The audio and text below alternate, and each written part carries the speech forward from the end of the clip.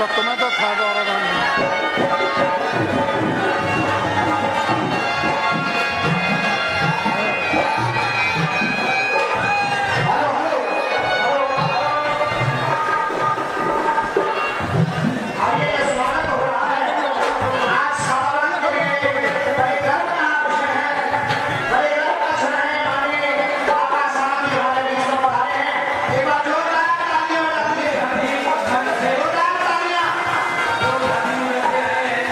Yeah.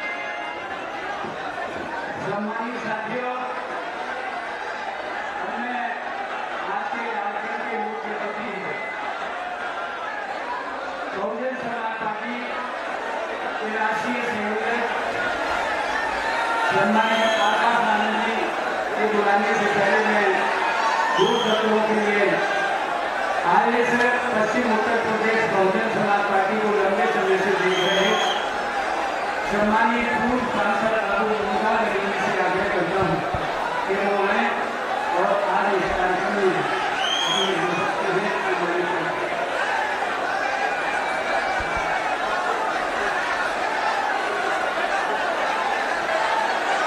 बाबा साहब doctor Bhimrao Ambedkar ji,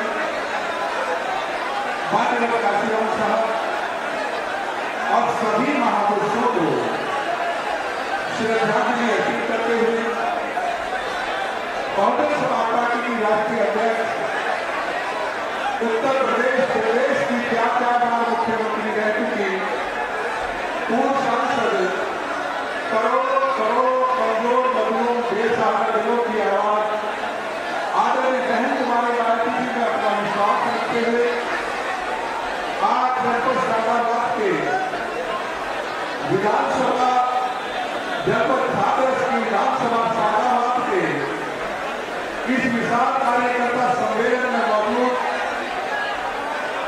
इस विशाल कार्यकर्ता सम्मेलन के मुख्य अतिथि कांग्रेस समाज पार्टी के राष्ट्रीय कोऑर्डिनेटर, युवाओं की शक्ति, करोड़ों नौजवान दिलों की आवाज माननीय आकाश आनंद साहब, हमारे बीच में मौजूद मंडल के हमारे प्रभारी माननीय गोरेलाल साहब, माननीय रंजीत कश्यप साहब, माननीय अनिल बघेल साहब और सम्मानित जिले के विधायक राज कपूर साहब और जिन्होंने इस प्रोग्राम को बहुत ही खूबसूरती के साथ संवारा सजोया, आपके हटने लगी साथी डॉक्टर अमित शर्मा साहब और मंच पर मौजूद पार्टी के हमारे सम्मानित जिला कमेटी के पदाधिकारी, सम्मानित हमारे भाईचारा कमेटियों के पदाधिकारी,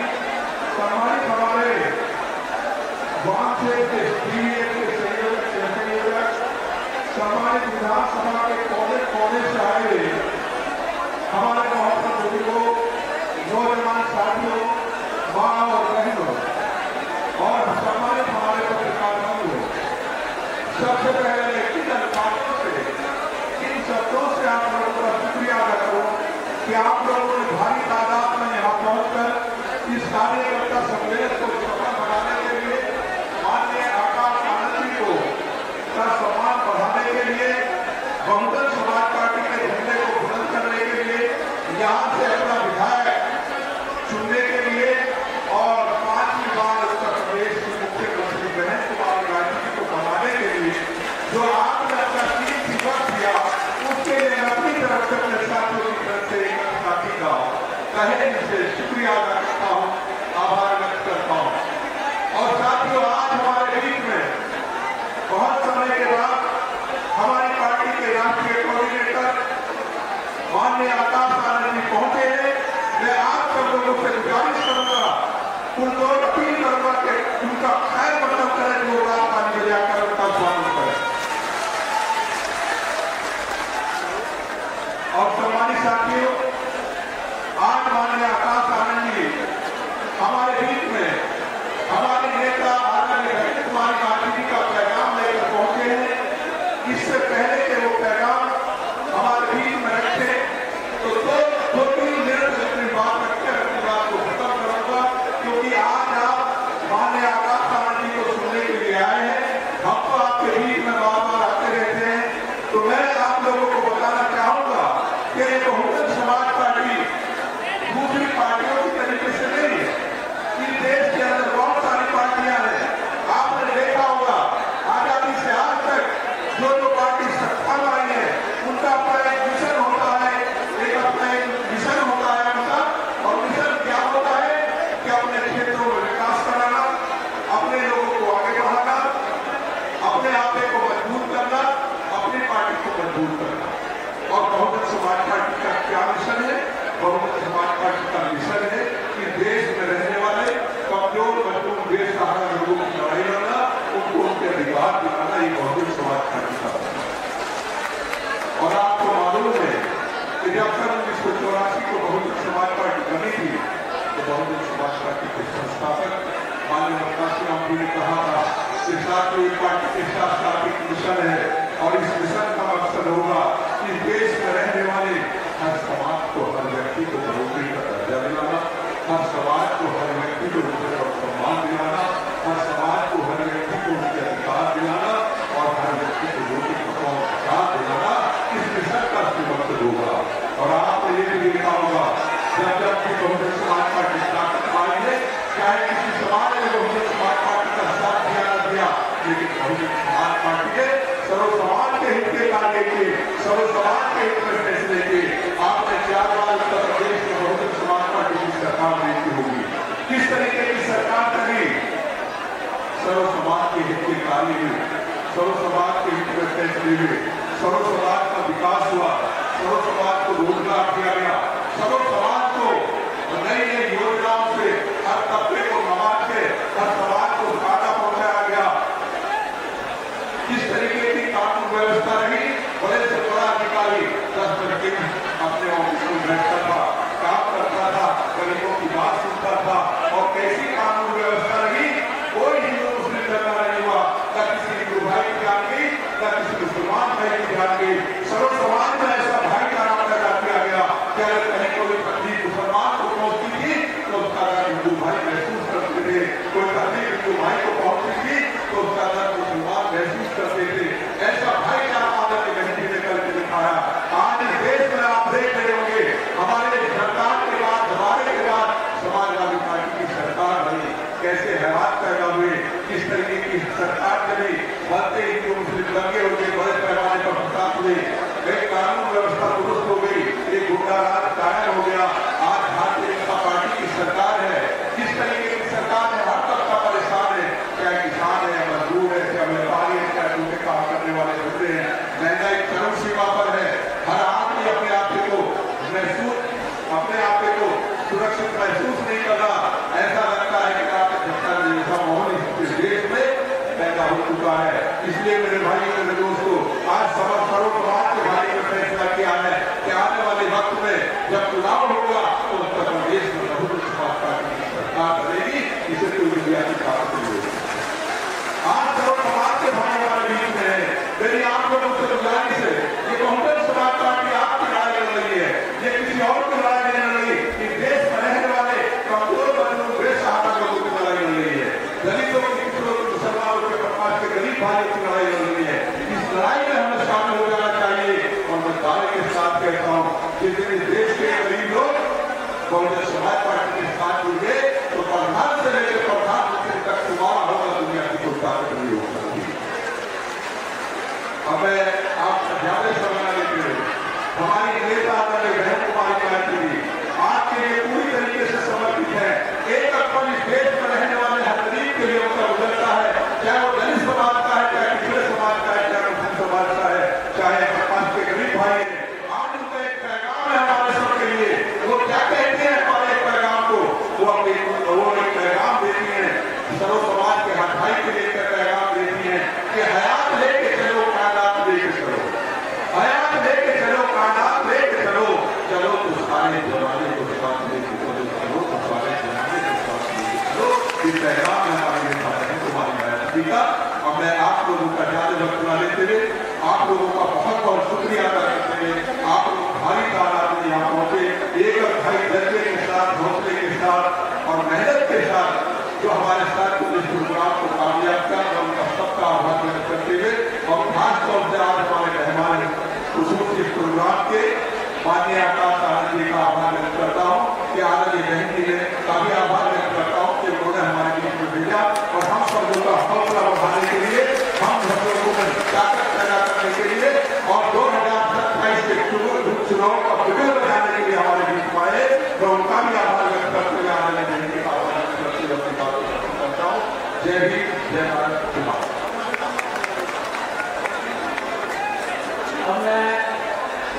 ज्यादा इंतजार न कराते हुए काफी समय से आप लोग बैठे हैं, मैं आमंत्रित कर रहा हूँ आज के इस कार्यक्रम के मुख्य अतिथि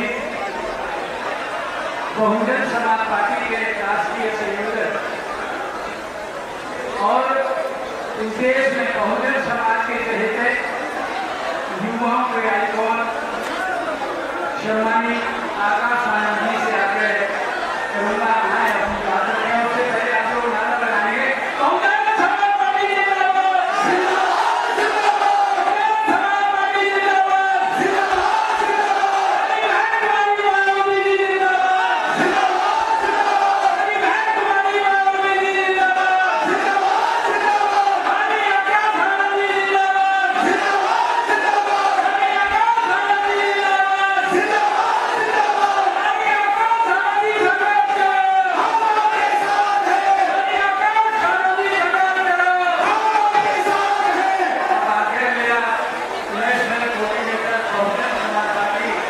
सम्मानित आकाश आनंद जी आए और इसमें सभा से संबोधित करें। सम्मानित आकाश आनंद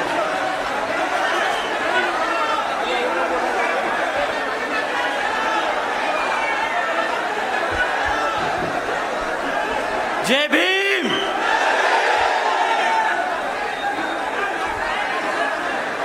साथियों,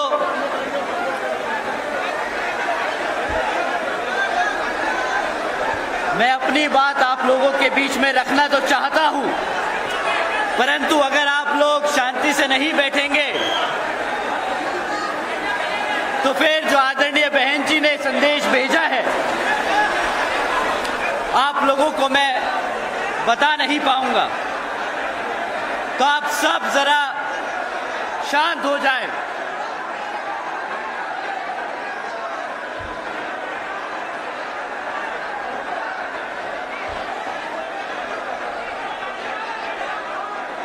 मेरा आप सभी से विनम्र निवेदन है, आपका भाई प्रमोद शर्मा आपसे नम्र निवेदन कर रहा है कि आप सभी लोग कृपया करके बैठ जाएं और हमारे मुख्यमंत्री महोदय को सुनने का काम करें। कृपया सभी बैठ जाएं।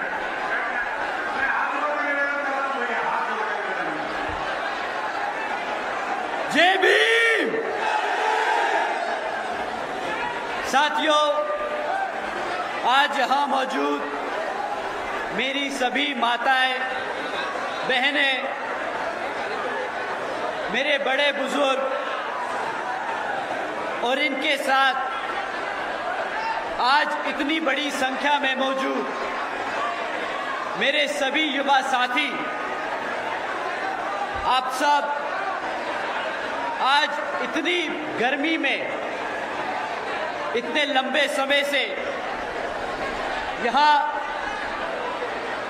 इकट्ठा हुए और अपनी आदरणीय बहन कुमारी मायावती जी के विश्वास पात्र आपकी अपनी विधानसभा सदाबाद से बहुजन समाज पार्टी के उम्मीदवार आपके अपने डॉक्टर अविन शर्मा जी के समर्थन में आप सब इकट्ठा हुए, तो आप सभी का मैं तहे दिल से आभार प्रकट करता हूं। साथ ही आज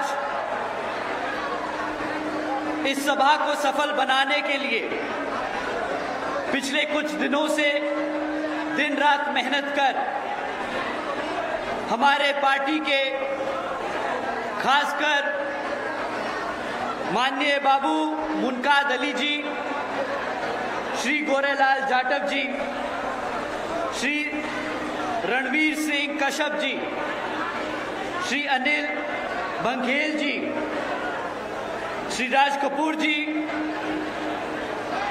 के साथ साथ समस्त जिला कमेटी के सभी पदाधिकारी, समस्त विधानसभा के पदाधिकारी, भाईचारा मंडल कमेटी के संयोजक, सह संयोजक,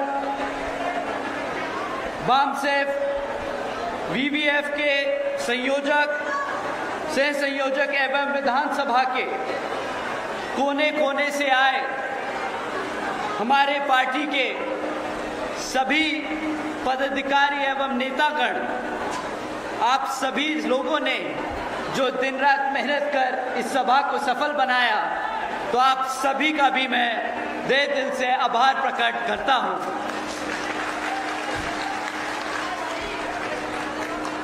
साथियों, आज मैं आदरणीय बहन जी के संदेश में सभी से जुड़े कुछ जरूरी मुद्दे आप लोगों के बीच में रखने से पहले हमारे समाज में समय समय पर जन्मे महान संतों, गुरुओं व खासकर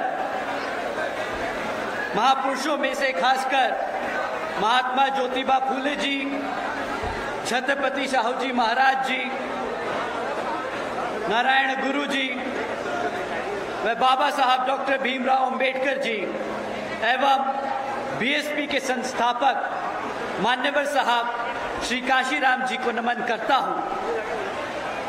साथ ही मैं बहुजन समाज पार्टी की राष्ट्रीय अध्यक्ष व उत्तर प्रदेश की 4 बार रही मुख्यमंत्री एवं पूर्व सांसद आदरणीय बहन जी के नाम से लोकप्रिय बहन कुमारी मायावती जी को पूरे तहे दिल से आभार प्रकट करता हूं। साथियों, जिन्होंने अपनी पूरी जिंदगी बहुजन समाज पार्टी के जन्मदाता एवं संस्थापक मान्यवर साहब श्री काशीराम जी के बताए हुए रास्ते पर चलकर परम पूज्य बाबा साहब डॉक्टर भीमराव अंबेडकर जी के मानवतावादी एवं आत्मसम्मान व स्वाभिमान के मूवमेंट को अपने आजीवन त्याग, तपस्या व कड़े संघर्ष के जरिए एक नई राजनीतिक ऊर्जा, शक्ति व पहचान दी है तथा उत्तर प्रदेश जैसे विशाल व महत्वपूर्ण राज्य में 4 बार अपनी पार्टी के बीएसपी के नेतृत्व में सरकार बनाकर खासकर बहुजन समाज के लिए एक ऐसी मिसाल बन चुकी हैं जिससे प्रेरणा लेकर करोड़ों लोग यहाँ सामाजिक परिवर्तन व आर्थिक तरक्की के मिशनरी कार्य से जुड़ चुके हैं।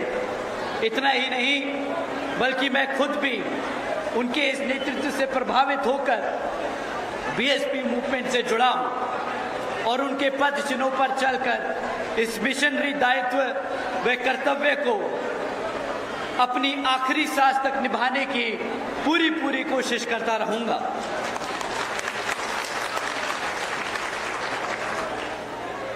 साथियों, जैसा कि आप सबको मालूम है कि हमारे उत्तर प्रदेश में पिछले 10 साल से भाजपा सत्ता में आसीन है।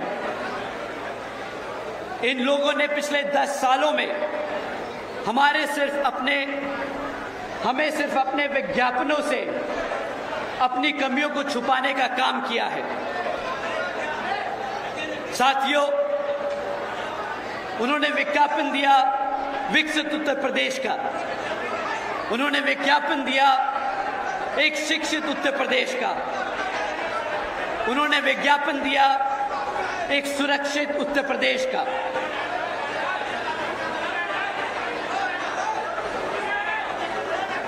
मैं बीजेपी की सरकार की कमियां गिनवाने नहीं आया हूं। मैं सिर्फ और सिर्फ अपने लोगों की समस्याएं इस मंच से आप सबके बीच में रखना चाहता हूं।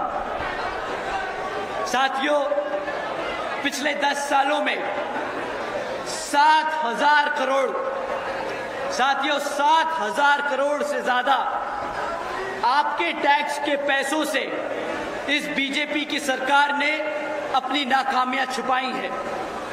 हमारी माताएं बहनें जो बैठी हैं, हमारे बड़े बुजुर्ग जो बैठे हैं, मेरे युवा साथी, आप सबको समझना होगा कि भाजपा ने पिछले 10 सालों में यहां आपके टैक्स के पैसों से अपनी कमियां छुपाने का काम किया है और कुछ करोड़ रुपए नहीं, 7,000 करोड़ रुपए, 7,000 करोड़ अपनी कमजोरियों को छुपाने के लिए उनके पास पैसे हैं। पर झांसी के सरकारी अस्पताल में जो 10 से ज्यादा बच्चे जल के मौत की घाट उतर गए, उनके लिए इनके पास सिर्फ अफसोस करने के अलावा और कुछ नहीं। 7,000 करोड़ अपनी कमियां छुपा सकते हैं, पर झांसी में जो अस्पताल में 10 से ज्यादा बच्चे, नन्हे शिशु जो जलकर मर गए, उनके लिए सिर्फ अफसोस कर सकते हैं। 7,000 करोड़ की अपनी कमियां छुपाने के लिए एडवर्टाइजमेंट जरूर कर सकते हैं, पर 4 लाख से ज्यादा जो सरकारी पद इनके खाली पड़े हैं, उनको भरने के लिए इनके पास पैसे नहीं। 7,000 करोड़ आपका टैक्स का पैसा एडवर्टाइजमेंट में खर्चा, बट आपके बच्चों को नौकरी नहीं दी गई। साथियों, पिछले 10 सालों में 10 से ज्यादा नेशनल एग्जामिनेशन के पेपर लीक हुए। 7,000 करोड़ रुपए खर्च तो दिए अपने एडवर्टाइजमेंट में, परंतु अगर उसमें से कुछ पैसे अपने बच्चों के एग्जामिनेशन में लगा देते तो शायद आज यहाँ पे काफी सारे बच्चे वो एग्जामिनेशन पास कर सरकारी नौकरियों में लगे होते।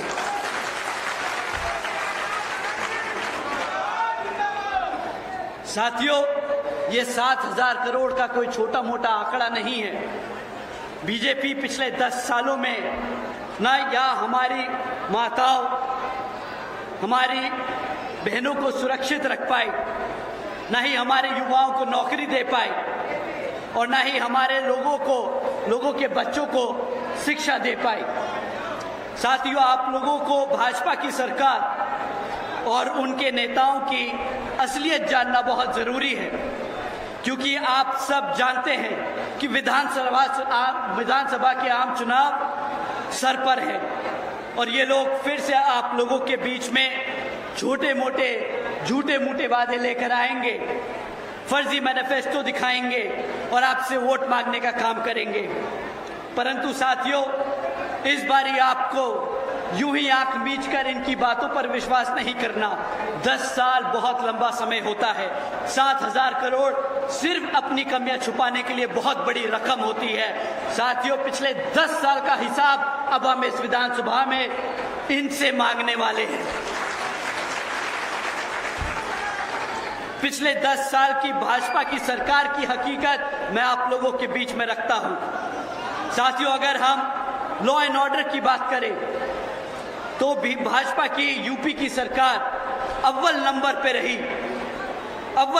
पे रही हत्याओं के मामले में।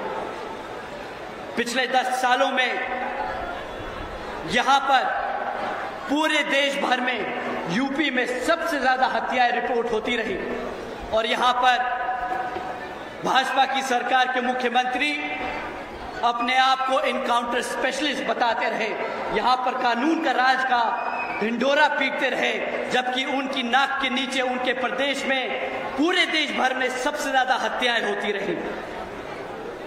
महिलाओं के खिलाफ अपराध, साथियों, हर साल 3,000 से ज्यादा हत्याएं होती रही, और 65,000 से ज्यादा हमारे माताएं बहनों के खिलाफ अपराध होते रहे। और यहाँ पर पुलिस हम आप सबकी शक्ल देखती रह गई। साथियों, उत्तर प्रदेश की सरकार ऑर्गेनाइज्ड क्राइम के मामले में हर साल 10,000 से ज्यादा किडनैपिंग, एक्सटॉर्शन, रैकेटियरिंग के केस दर्ज करती है। अब ये मैं अपने आप से आंकड़े नहीं बना रहा हूं, ये सरकार की NCRB का डेटा है। साथियों, क्या ऐसी कोई सरकार को आप दोबारा मौका देना चाहोगे जिनके यहां नाक के नीचे रिकॉर्ड दर हत्याएं होती रही, 65,000 से ज्यादा महिलाओं के खिलाफ अत्याचार, 10,000 से ज्यादा किडनैपिंग और रैकेटियरिंग के केस? साथियों, ये तो वो है जो दर्ज हो पाए, और आप सब जानते हैं कि पुलिस कितना कोशिश करती है सरकार के दबाव में आके कि आप लोगों की FIR ना दर्ज हो सके। साथियों, आप इन आंकड़ों को हल्के में मत लेना, क्योंकि हर एक आंकड़े के पीछे किसी की बहन, किसी की बेटी, किसी की मां, तो किसी की पिता या दोस्त का चेहरा होगा। साथियों, मैं सरकार आपके अपने आप को इनकाउंटर की सरकार या बाबा की सरकार बताती है, तो मैं आप सबसे पूछना चाहता हूं कि क्या ये इनकाउंटर या बाबा की सरकार, जिससे बहुत अपने आप को फेमस किया जा रहा है, क्या यहां पर कानून का राज है या फिर पुलिस की आड़ में गुंडों का राज? क्या यहां पर सरकार में पुलिस का राज है या फिर पुलिस की आड़ में गुंडों का राज? क्या ऐसी सरकार को दोबारा मौका देंगे आप? साथियों, ये वही समय है, 5 साल में हर बारी एक बार आता है। बाबा साहब डॉक्टर भीमराव अंबेडकर जी की देन है कि आपको फिर से सरकार मौका दे रही है। ये संविधान आपको मौका दे रहा है कि इस सरकार को बदलने का, अपने भविष्य को बदलने का, अपनी माताओं बहनों को सुरक्षित करने का, अपने बच्चों को एक बेहतर भविष्य देने का इस बारी मौका मत छोड़िएगा। हाथी के सामने वाला बटन दबाकर इस कमल को कीचड़ से खिंचाड़ फेंक देने का। साथियों,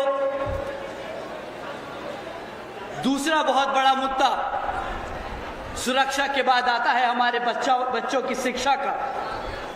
पर यहां पर भी भाजपा की सरकार आपको बहुत बड़े बड़े पोस्टर लगाकर बताना चाहेगी कि उन्होंने किस तरह शिक्षा के क्षेत्र में नए नए झंडे गाड़े हैं, परंतु इनकी हकीकत मैं आप लोगों के बीच में रखना चाहूंगा।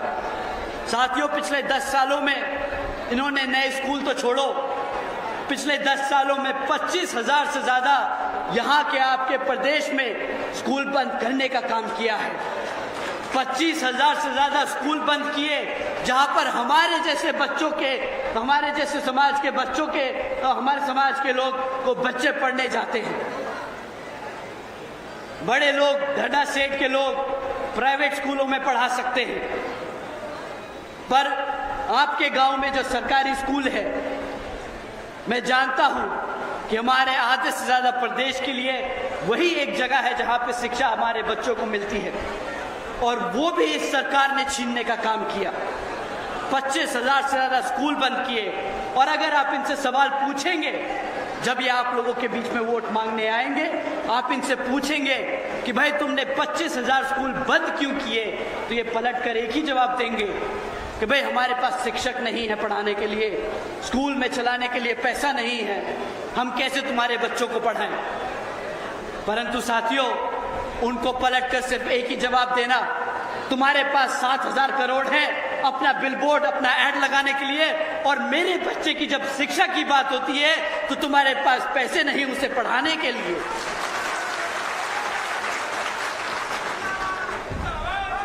साथियों, दूसरा इनको जवाब देना, जब ये बोले कि हमारे पास पैसे नहीं है शिक्षक रखने के लिए, अगर तुम्हारे पास पैसे नहीं है शिक्षक रखने के लिए, तो 1.5 लाख से ज्यादा सरकारी पद जो शिक्षक के हैं वो खाली क्यों है? क्यों तुमने वो वैकेंसी खोल रखी है?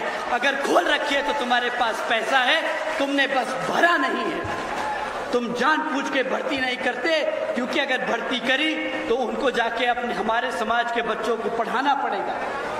हमारे समाज के बच्चे अगर पढ़ गए तो अपने अधिकारों के लिए लड़ना खड़े हो जाएंगे, लड़ेंगे अपने अधिकारों के लिए।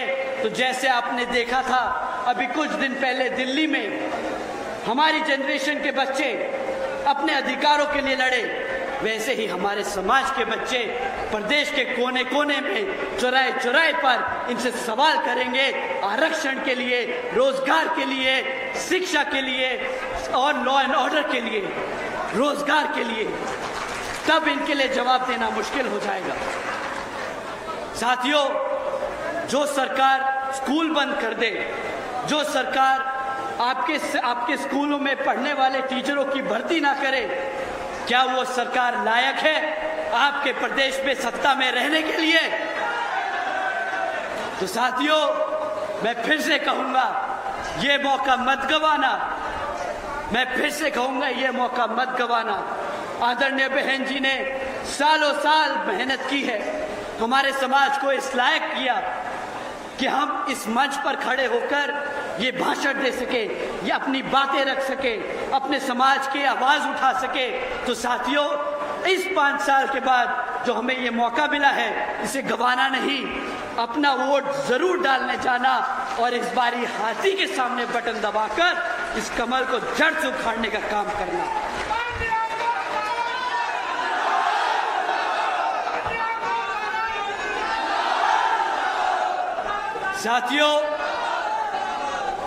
साथियों, इसी भाजपा की सरकार के चलते हमारे समाज के साथ साथ सर्व समाज के बच्चे जो किसी तरह पढ़ लिख कर वर्कफोर्स में घुस भी गए, तो आज हम सब जानते हैं कि उनके लिए नौकरियां नहीं है।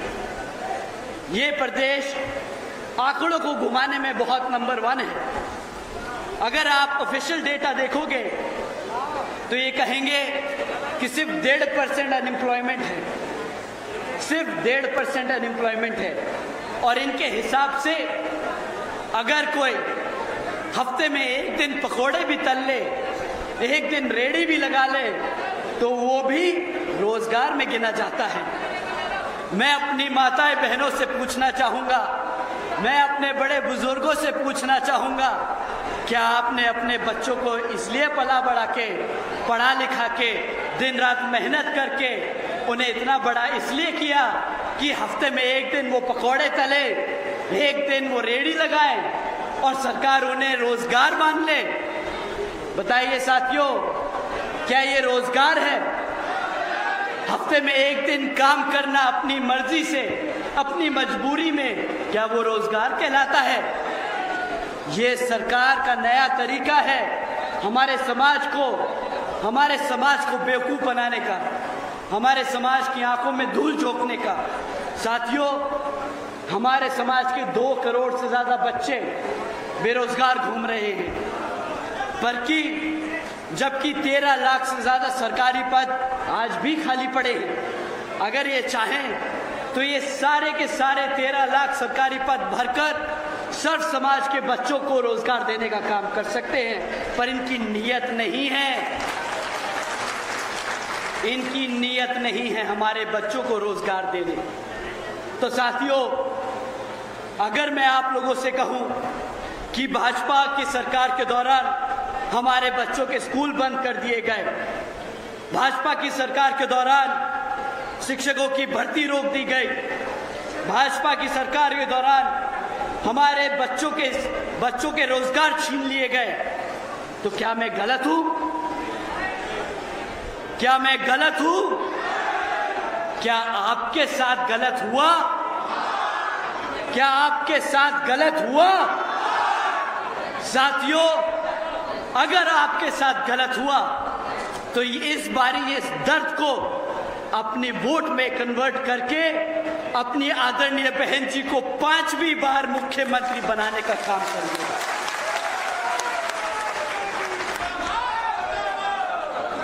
साथियों, अब आते हैं इनके तीसरे सबसे बड़े मुद्दे पर, जिसमें ये कभी भी नहीं चूकते।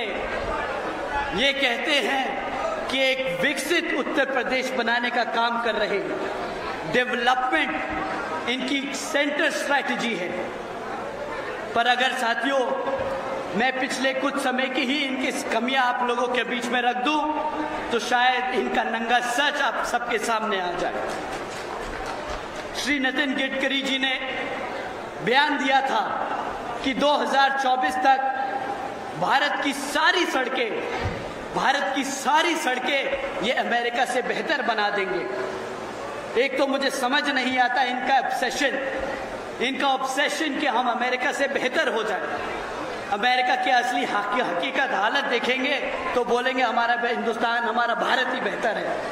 परंतु इन्होंने तो वादा कर दिया कि हम 2024 तक इतनी पक्की सड़कें बना देंगे, गांव-गांव में सड़कें खींच देंगे कि अमेरिका पीछे छूट जाएगा।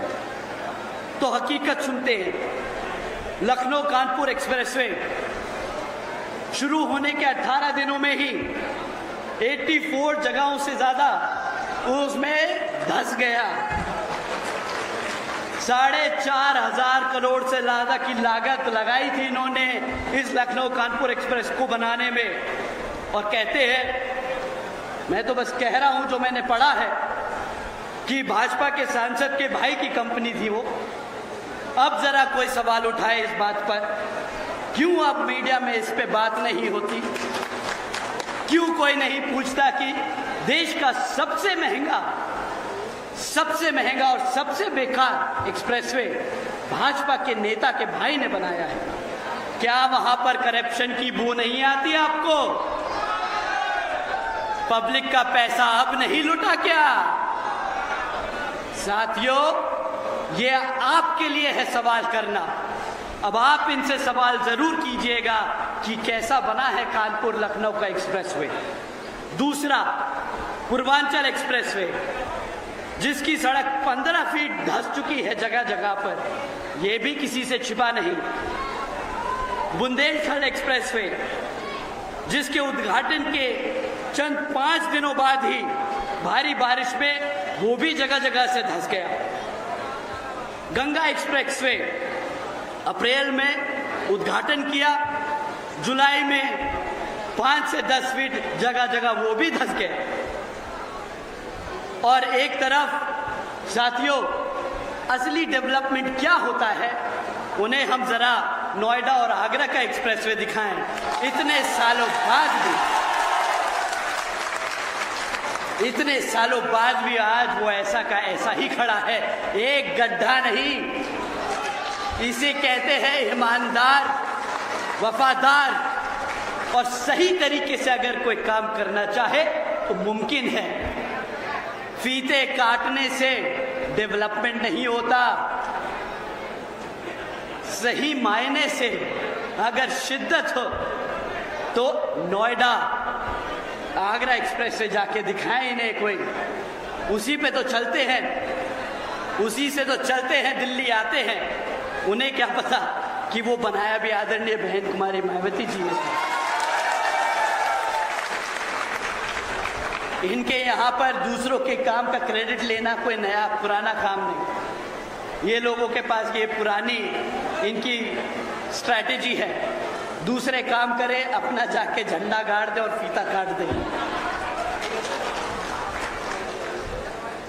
साथियों, तो डेवलपमेंट के नाम पे इन्होंने स्कूल बंद कर दिए, आपका पैसा सड़कों में लगा के उसे ढसा दिया, सरकारी अस्पताल जला दिए।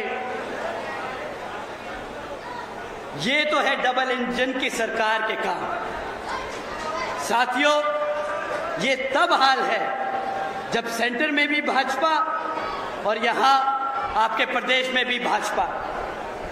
अब आप बताइए, इससे ज्यादा तेल पीने वाला इंजन कहां मिलेगा? इससे बेकार माइलेज देने वाला इंजन कहां मिलेगा? साथियों, इन्होंने कहा था डबल इंजन की सरकार लाएंगे और आपके सारे दुख दर्द खत्म कर देंगे, आपके लिए महंगाई खत्म कर देंगे।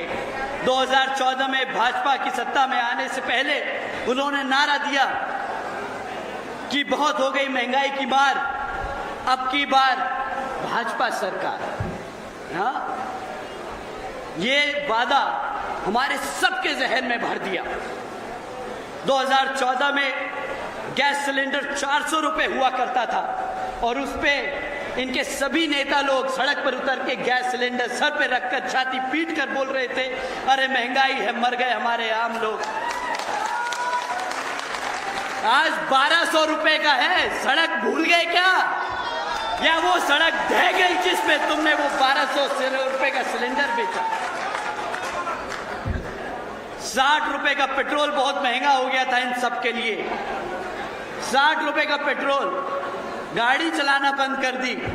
अरे बोला कि इतना महंगा पेट्रोल है, अर्थव्यवस्था बिगड़ जाएगी। और आज जिसका पेट्रोलियम मंत्रालय ही नहीं है, वो ही जाके कागजों पे साइन करके बोल रहा है मैंने E100 ले आया, आज आपको मिलावटी तेल मिलेगा। आज भी E20 का मिलावटी पेट्रोल का तेल, पेट्रोल का भाव 110 रुपया कर दिया है। गन्ने का रस 60 रुपए में पेट्रोल मिलता था, आज 110 रुपए में गन्ने का रस बेच रहे हैं। मैंने बहुत लोगों को देखा गन्ने के स्टैंड के बाहर जाके खड़े होके बोलते हैं, अम्मा मैंने तेल तो भरवा लिया है, घर पे लोग आए हैं, उनके लिए भी थोड़ा सा कैन से ही निकाल लूंगा, गाड़ी के पेट्रोल के टैंक से ही निकाल लूंगा। ये तो हाल है इनका। साथियों, तीसरा बड़ा महंगाई का मुद्दा इन्होंने बहुत ज्यादा जोर शोर से पीट के बोला कि डॉलर बहुत महंगा हो रहा है, 60 रुपए का डॉलर है। मंच के ऊपर जाके इन्होंने वो कोई ऐसा मौका नहीं छोड़ा जहां पर बोला कि अरे मैं मुख्यमंत्री रहा हूं, मुझे मालूम है कि अर्थव्यवस्था कैसे चलती है। इन्होंने रुपया डुबोया क्योंकि करप्शन है, इनसे अर्थव्यवस्था नहीं संभली। मैं आप सबसे पूछना चाहूंगा कि आज रुपये का भाव क्या है, जरा बताइए, क्या है आज रुपये का भाव? 98। जब तक आपने 98 बोला वो 100 पार कर चुका होगा। परंतु इनके कैबिनेट में बैठे मिनिस्टर, जब इनसे सवाल किया जाता है कि भाई आपका डॉलर 100 रुपए पार करता दिख रहा है, तो बोलते हैं कि इट्स जस्ट अ नंबर, 100 रुपया एक नंबर ही तो है। तो भाई आज से 16 साल पहले जब आप ही की पार्टी 60 रुपए के लिए इतना ढंढोरा पीट रही थी, तब it was not just a number, तब तो आपको अर्थव्यवस्था याद आ रही थी। अब आपकी अर्थव्यवस्था किधर है? अब आपका फॉरेन पॉलिसी, आपका फाइनेंशियल डिसिप्लिन किधर है? इन सब का सवाल आप लोगों को पूछना होगा। साथियों, मैं और वक्त अगर इन पे जाया करूंगा तो शायद रात निकल जाए, परंतु यहाँ पर आदरणीय बहन जी का संदेश लेके आया हूँ, तो उनके मुद्दे आप लोगों के बीच में रखना ज़्यादा ज़रूरी समझता हूँ। इनकी नाकामियाँ, इनकी कमज़ोरियाँ, इनकी गलतियों को तो हम भुगत ही रहे हैं, दिन रात भुगतते हैं, परंतु जो आदरणीय बहन जी ने किया वो मैं आप लोगों को ज़रूर बताना चाहूँगा।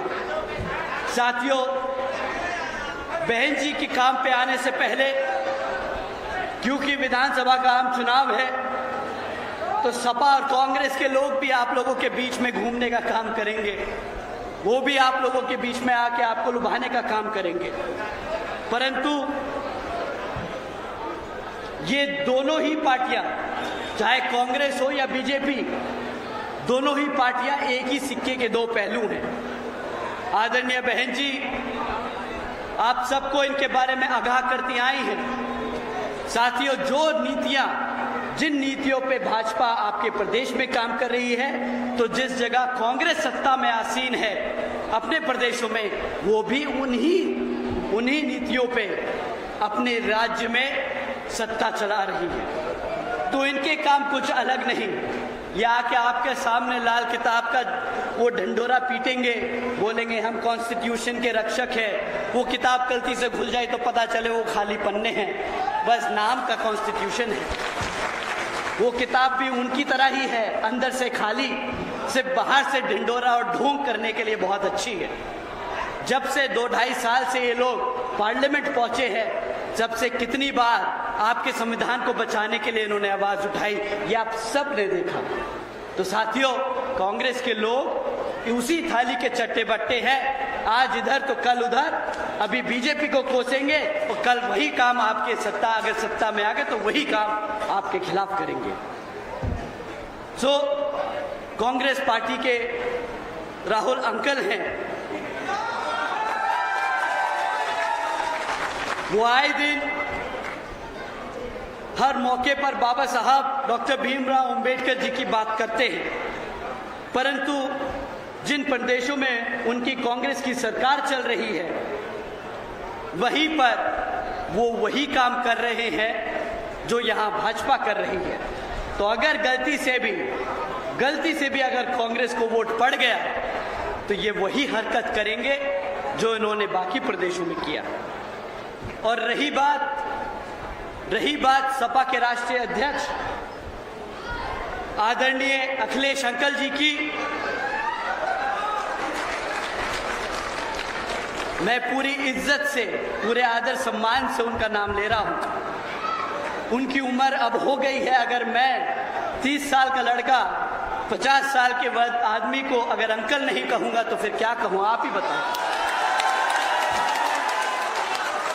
तो हमारे लिए तो वो बड़े अखिलेश अंकल हैं, अखिलेश भैया नहीं, अखिलेश अंकल हैं। तो आदरणीय अखिलेश अंकल जी, तो उनका तो यही नहीं समझ आता कि वो अपनी पार्टी में पीडीए करते कह रहे हैं, परंतु कभी पीडीए का मतलब कुछ और हो जाता है और कभी कुछ और। अभी 1-2 दिन पहले ही आदरणीय बहन जी ने ट्वीट कर कहा कि हालात को देखकर जैसे गिरगिट रंग बदल देता है, वैसे ही अखिलेश अंकल जी का पीडीए का मतलब भी कभी कुछ बदल जाता है समय देखकर, तो कभी कुछ बदल जाता है। साथियों, अगर आप उनका 2012 से 2017 का शासनकाल को अगर आप याद रख करें, तो उनकी सरकार के दौरान सत्ता में संभालते ही एक छेड़छाड़ की विवाद से पूरा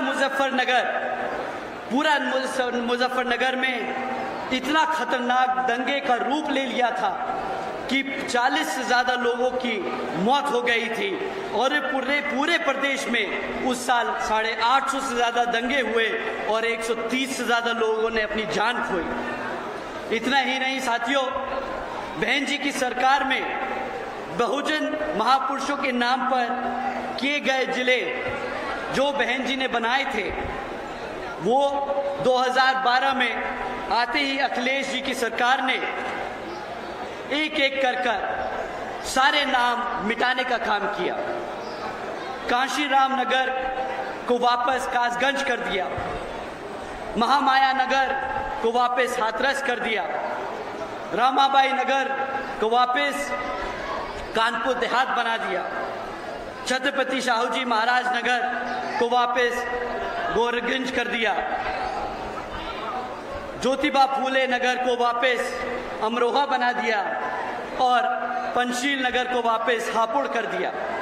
साथियों, ये सिर्फ नाम बदलना नहीं है, इन सभी महापुरुषों के नामों से हमारा इतिहास जुड़ा है। हमारे महापुरुषों के नाम पे रखे गए ये महानगर, इनके महानगरों के नाम लेकर हमारे बच्चे अपना इतिहास याद करते, वो गर्व महसूस करते कि हमारे महान संतों गुरुओं ने भी काम किया, उनके नाम पे भी महानगर है। परंतु इनका असली चेहरा आप लोगों के सामने आ गया था जब इन्होंने सत्ता में अपना कदम रखा। इन्होंने वो सारे नाम बदल के वापस वही कर दिए, हमारे महापुरुषों का आदर सम्मान नहीं किया। एक तरफ तो पीडीए करते हैं, हम जब सरकार से बाहर हो गए और वापस आना चाहते हैं, और जब सरकार में थे तो हमारे महान संतों गुरुओं का आदर सम्मान न कर पाए। एक तरफ बीजेपी, कांग्रेस और सपा जो गरीबी विरोधी नीतियों पर चल रही हैं, और दूसरी तरफ हमारी आदरणीय बहन कुमारी मायावती जी की नीतियां हैं, जिसके तहत चलकर यूपी में बसपा की सरकार के दौरान आदरणीय बहन जी ने सावित्रीबाई फुले शिक्षा बालिका योजना चलाई थी। इसके तहत आदरणीय बहन जी ने 7 लाख से ज़्यादा बच्चियों को 12वीं तक की शिक्षा मुफ्त में देने का काम किया था, और इस सब को करने के लिए आदरणीय बहन कुमारी मायावती जी ने 600 करोड़ से ज़्यादा लागत लगाकर इन बच्चियों को अपने पैरों पर खड़ा करने का काम किया। साथियों, अगर जिसके दिल में अपने बच्चों को, अपने समाज को, सर्व समाज के बच्चों को आगे बढ़ाने की इच्छा हो, तो उसके लिए पैसों की कमी नहीं होती। हमारे समाज के लोग, भारत के उत्तर प्रदेश के लोग इतना टैक्स का पैसा जमा कर सकते हैं कि हमारे समाज के लोग, हमारे गरीबी जो रेखा से नीचे हैं, जो गांव देहात में रहते हैं, उनके बच्चों को पढ़ाने के लिए पैसा इकट्ठा हो सकता है।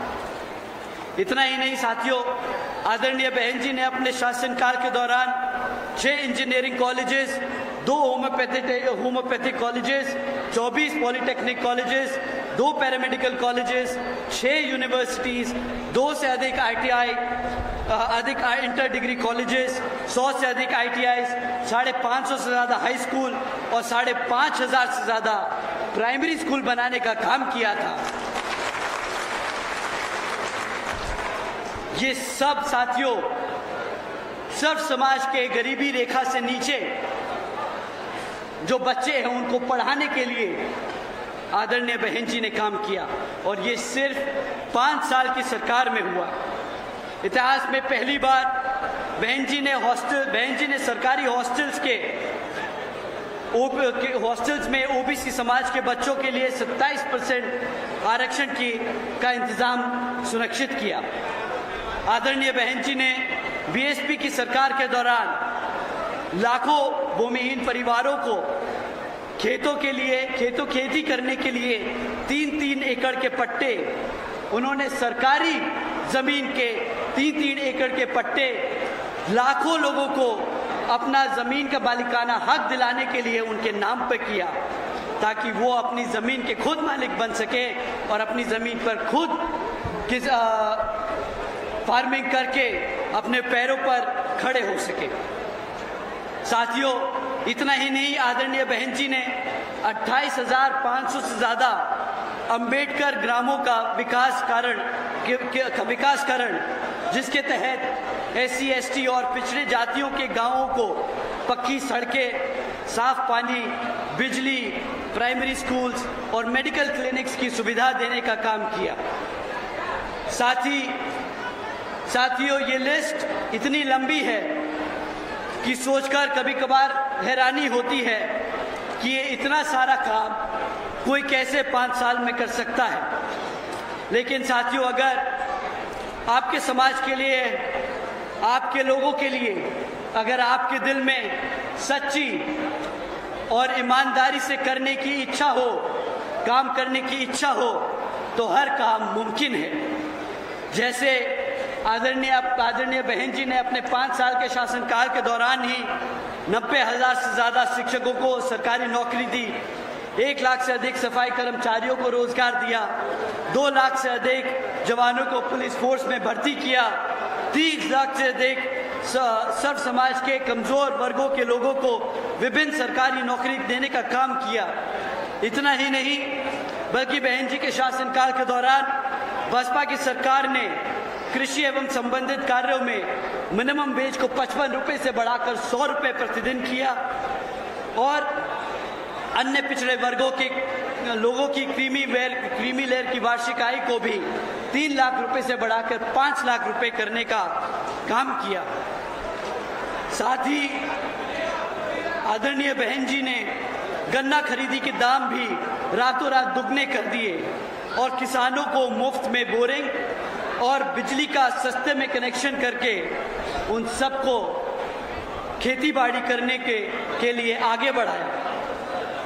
साथियों, मैंने अभी कुछ दिन पहले पढ़ा कि भाजपा की सरकार के दौरान चलते हुए हमारे किसान भाइयों का कई 100 करोड़ रुपया आज भी सरकार पे बकाया है, उन्हें वो पैसा उनकी मेहनत का भी देना बाकी है।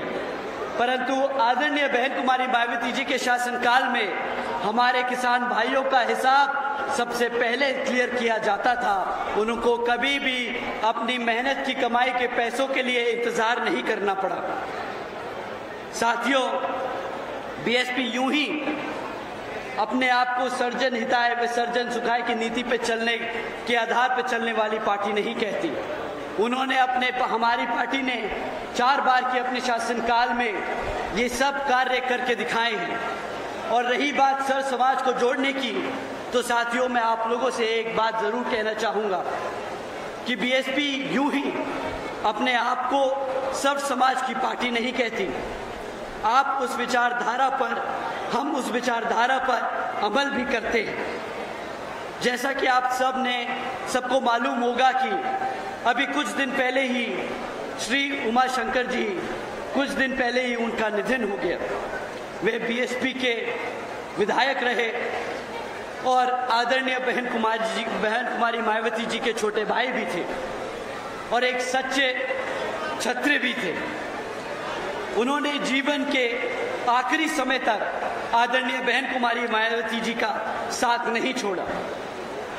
बहुत मुश्किलें आई सपा की सरकार में और भाजपा की सरकार में, उन्हें बहुत परेशान किया गया, झूठे मुकदमे लगाए गए, लेकिन वह चट्टान की तरह आदरणीय बहन जी के साथ खड़े रहे। असली ठाकुर थे वो। बाकी मौकों पर कौन कितना पाला बदलता है ये हमारे यूपी के लोग बखूबी जानते हैं।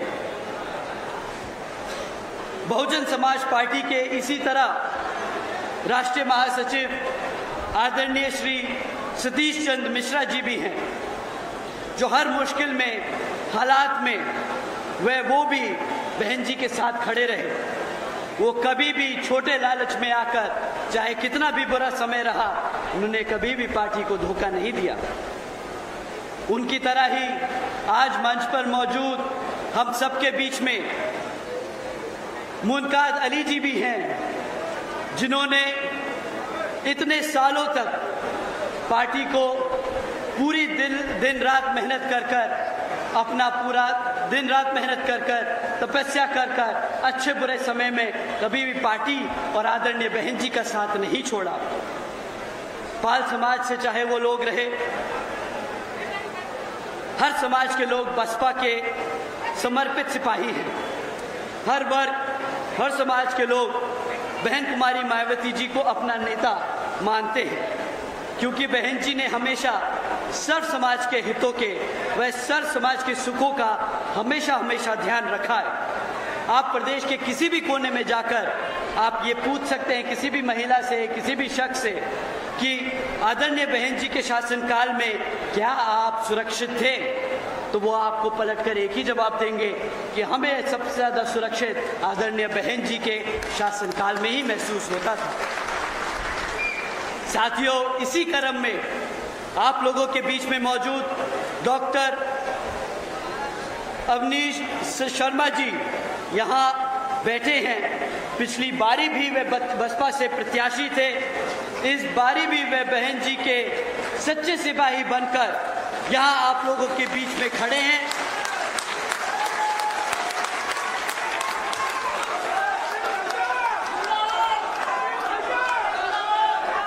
साथियों, आप लोगों का फर्ज बनता है कि आप डॉक्टर अवनीश शर्मा जी का पूरा साथ देकर उनके हाथ मजबूत करें, उन्होंने जिताकर लखनऊ भेजने का काम करें, ताकि वो फिर आपकी आदरणीय बहन कुमारी मायावती जी को पांचवी बार उत्तर प्रदेश का मुख्यमंत्री बना सके। साथियों, यही नीतियां हैं बसपा की, लेकिन पार्टी के जो दल बदलने वाले, जो बार समय पर समय को देखकर दल बदल देते हैं, उन लोगों से आप लोगों को हमेशा सतर्क रहना होगा और अपनी ही पार्टी के सामने वाला, हाथी के सामने वाले बटन को दबाकर उन्हें जिताकर लखनऊ भेजने का काम करना होगा। साथियों, अब मैं आप लोगों से सिर्फ 5 मिनट लूंगा, सिर्फ 5 मिनट और लूंगा। अभी कुछ दिन पहले हमारी यंग जनरेशन, टेक्निकली मैं भी उसी जनरेशन से हूं, उन्होंने खूब आंदोलन किया। उन्होंने शिक्षा मंत्री के खिलाफ आंदोलन किया। उन्होंने कहा कि पेपर लीक हो रहे हैं, तो जो एजुकेशन मिनिस्टर है उन्हें इस्तीफा देना होगा। हमारी जनरेशन को जो हमेशा सब लोग बोलते हैं कि वो इंस्टाग्राम और फेसबुक और स्नैपचैट और ट्विटर की ही जनरेशन है, वो कभी सड़क पे नहीं उतर सकती, उन्होंने जवाब दिया। यहाँ पर मौजूद काफ़ी बच्चे हैं जिन्होंने उसमें हिस्सा लिया था, उन्होंने पहली बार जवाब दिया और सड़क पे उतर के अपनी बात को, अपने दुख दर्द को जायज़ किया, एहसास दिलाया सरकार को कि उनके साथ गलत हो रहा है। परंतु साथियों, जिस चीज़ के लिए आप सड़क पर उतरे, उससे शिक्षा मंत्री ने तो इस्तीफा दे दिया, परंतु बदले में आपको कौन मिला? बदले में आपको एक ऐसा मंत्री मिल गया उसकी एजुकेशन मैटर नहीं करती। प्लीज समझो, उसकी एजुकेशन से कोई फर्क नहीं पड़ता। वो आदमी ऐसा शख्स है जिसने एक महिला के बलात्कारियों को उनकी रिहाई पर कहा कि कुछ गलत नहीं हुआ है। ऐसी मानसिकता रखने वाले आदमी को एजुकेशन मिनिस्टर बनाया। साथियों, उस आंदोलन के जितने भी लीडर्स थे, मैं उनको कुछ गलत नहीं कहता, परंतु डायलॉग बाजी से सरकार नहीं बदलती। ये कहने से कि झुकती है सरकार, झुकाने वाला चाहिए, इन सब से सरकार झुकती नहीं है। उसने तो एक प्यादा बदला और दूसरा खड़ा कर दिया। ना नीति बदली, ना असर बदला, ना प्रोसेस बदला, ना आपके नीट के पेपर बदले। आपका भविष्य आज भी वैसा ही है। साथियों, अगर आपको सही मायने में अगर आपको अपनी व्यवस्था ठीक करनी है, अपना भविष्य ठीक करना है, तो मान्यवर साहब आपको कहकर गए हैं, आदरणीय बहन जी आप लोगों को समझा के थक गए कि सत्ता बदलनी होगी, सत्ता में बैठे लोग बदलने होंगे, आपको खुद शासक बनना पड़ेगा, क्योंकि आप अपनी किस्मत खुद लिख सकते हो। आपसे ज्यादा बेहतर आपके लिए कोई और नहीं सोच सकता।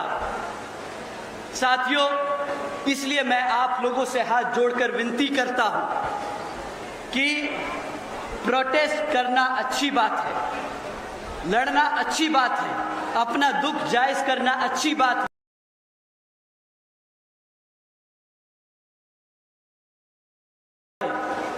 परंतु उसके लिए सही एक्शन लेना भी उतना ही जरूरी है।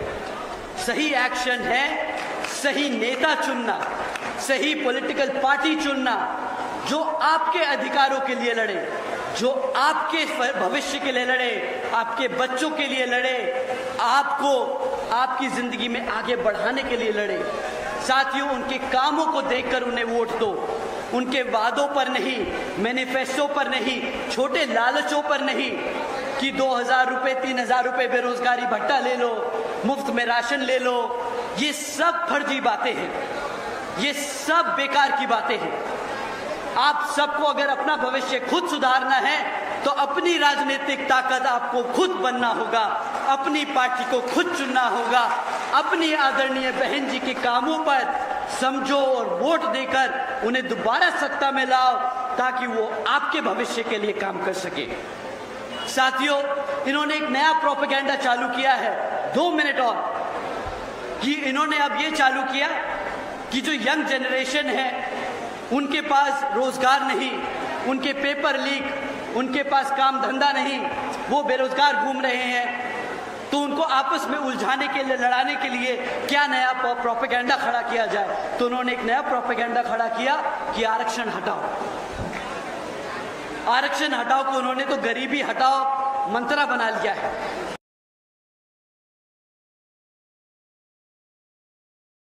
आरक्षण का सही मायने में एक समता मूलक समाज बनाने का काम है, ना कि गरीबी हटाने का काम है। मैं एक छोटा सा एग्जाम्पल देता हूं। मेरे सभी युवा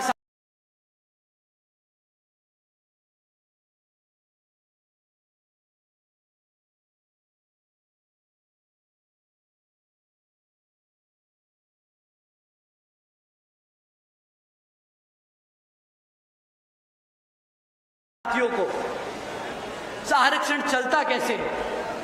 आप एक बात बताओ कि जब आज से 20 साल पहले आपके जो माँ बाप हैं, 25 साल पहले जो आपके बड़े भाई बहन हैं, वो वर्क फोर्स में आ रहे थे, तब स्कूल में, कॉलेजेस में कितनी सीटें थी? हाइपोथेटिकली मैं कहता हूं कि 100 सीटें थी, आपको समझाने के लिए। तब पढ़ने वाले बच्चे से 100 ही थे, उसमें से 20% को आरक्षण देना था। तो जो बच्चे कमजोर थे, जो पढ़ लिख नहीं पा रहे थे, जिनके पास सही सुविधा नहीं थी, उनको भी वो सीटें मिल गई ताकि वो भी पढ़ लिख कर आगे बढ़ सके। परंतु पिछले 20-25 सालों में क्या हुआ? कि वो जो 100 सीटें थी वो घटकर आज 50 रह गई, क्योंकि इन्होंने स्कूलों को बंद करने में कोई कमी नहीं छोड़ी। और हमारे जो बच्चे पढ़ने वाले थे वो 100 से बढ़कर आज 200 हो गए। तो फिर सबके हिस्से में आएगा क्या? भाई आरक्षण तो 20% ही है। अब वो 50% सीटें, जो 50 सीटें रह गए, अब उस पर 20% कटेगा, और जो पहले 100 लोगों में बंटना था अब 200 लोगों में बटेगा। और फिर ये लोग कहेंगे कि देखो आरक्षण की गलती है, इसलिए तुम्हारे समाज के आपके बच्चों को पढ़ने लिखने का मौका नहीं मिल पा रहा, क्योंकि आरक्षण की वजह से जो बच्चे पढ़ लिख नहीं पा रहे, या आरक्षण की वजह से आपकी सीटों का छीना जा रहा है। साथियों, ये नया प्रोपेगेंडा है। अगर ये लोग स्कूलों में सीटें बढ़ा दे, अगर ये रोजगार दे दे, तो आरक्षण कोई मुद्दा नहीं है। आरक्षण कमजोर समाज से आने वाले बच्चों को एक बराबरी का मौका देने के लिए एक व्यवस्था तय करी थी आदरणीय बाबा साहब भीमराव अंबेडकर जी ने, ना कि गरीबी हटाओ योजना बनाई थी। ये लोगों ने एक नया प्रोपेगेंडा खड़ा किया है, तो आप इन लोगों से सतर्क रहना। ये आरक्षण हटाओ, ये हटाओ, वो हटाओ के चक्कर में मत पड़ना। इनसे सीधा सवाल करो कि तुमने पिछले 15 सालों में कितने स्कूल खोले, तुमने पिछले 10 सालों में कितने कॉलेजेस में सीटें बढ़ाई, कितनी जॉब एम्प्लॉयमेंट दिया, कितने लोगों का रोजगार बढ़ाया। आप मुझे बस उसका हिसाब दे दो, मुझे आरक्षण से कोई लेना देना नहीं। साथियों, ये प्रोपेगेंडा से ध्यान रखना, संभल के रहना। ये लोग आप लोगों को फिर से आपस में झगड़ने के लिए एक नया मुद्दा छोड़ के जा रहे हैं। साथियों, आप लोगों ने इतने धैर्य से मेरी बातें सुनी। आदरणीय बहन जी के आप लोगों ने मुद्दे, उनके काम को सुना। मैं आप सभी का तहे दिल से धन्यवाद करता हूँ। आप लोगों ने इतनी गर्मी में इतनी देर तक हमारे प्रत्याशी जो आपकी सदाबाद सीट से लड़ने के लिए आप लोगों के बीच में दिन रात मेहनत कर, आप लोगों की समस्याएं सुनकर, आपके हकों की आवाज़ों को विधानसभा में उठाने का जो काम करने वाले हैं, डॉक्टर साहब श्री अवनीश शर्मा जी को आप लोग इस विधानसभा आम चुनाव में हाथी के बटन के सामने वाला बटन दबाकर उन्हें भारी मतों से जिताकर लखनऊ भेजने का जरूर काम करें। साथियों, इस बार वोट हाथी को, अपने पुराने साथी को। इस बार वोट हमारे हाथी को, अपने पुराने साथी को।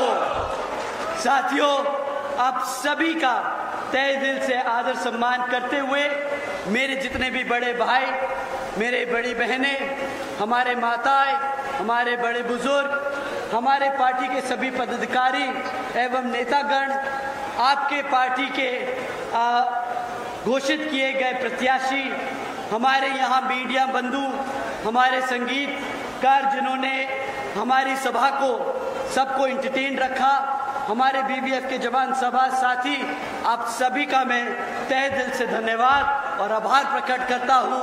आप सभी को सादर जय भीम, जय भारत।